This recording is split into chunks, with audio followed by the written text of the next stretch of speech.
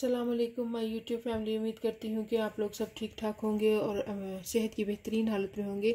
मेरी अल्लाह रब्बुल इज़्ज़त से दुआ है कि अल्लाह ताला आप सबको अपने हिफ्ज़ और ईमान में रखे और आपकी तमाम दुख परेशानियाँ और तकलीफ़ें अपने शान करीम से दूर करें। तो आज जो मैं रेसिपी बनाना सिखा रही हूँ वो है बहुत ही मज़े की इमली और खजूर की चटनी।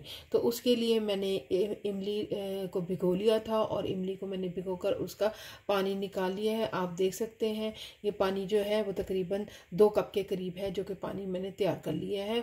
और साथ ही मैंने 4 से 5 अदद जो है वो खजूर ली है। तो चले फिर हम अपनी रेसिपी की तरफ चलते हैं। पैन को मैंने चूल्हे पर रख दिया है और इसमें मैं शामिल कर रही हूँ ये 2 कप इमली का पल्प।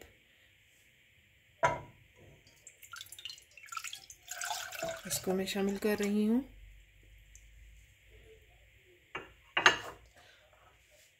और साथ ही मैं शामिल कर रही हूँ 4 से 5 खजूरें। 4 से 5 टेबल स्पून के करीब मैं इसमें गुड़ शामिल कर रही हूँ।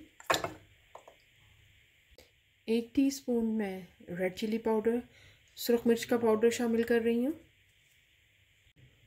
हाफ टी स्पून मैं नमक का शामिल कर रही हूँ। 1 टीस्पून मैं अदरक पाउडर शामिल कर रही हूँ, जिंजर का पाउडर वो भी इसमें शामिल कर रही हूँ। 1 टीस्पून भुना हुआ कुटा हुआ ज़ीरा शामिल कर रही हूँ। मिक्स करेंगे और इसको थिक होने तक पकाएंगे। फिर मैं आपको बताती हूँ हमने आगे क्या करना है। जब हमारा ये पल्प अच्छी तरीके से कुक हो जाएगा तो हम अगले स्टेप की तरफ जाते हैं।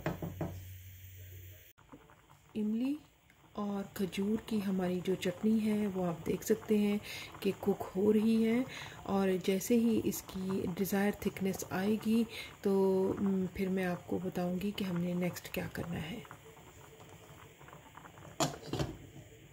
जी, तो आप देख सकते हैं कि हमारी चटनी तकरीबन तैयार हो चुकी है और उसकी थिकनेस भी बहुत अच्छी हो चुकी है। और अगर हम इससे ज़्यादा इसको पकाएंगे तो फिर ये होगा कि हमारी चटनी जो है वो बहुत ज़्यादा हार्ड हो जाएगी।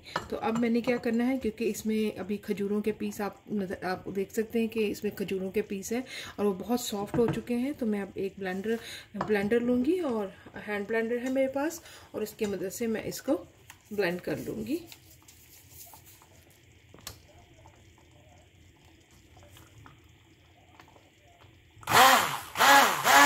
जी, तो अब आप देख सकते हैं कि मैंने खजूरों को ब्लेंड कर लिया है ब्लेंडर की मदद से।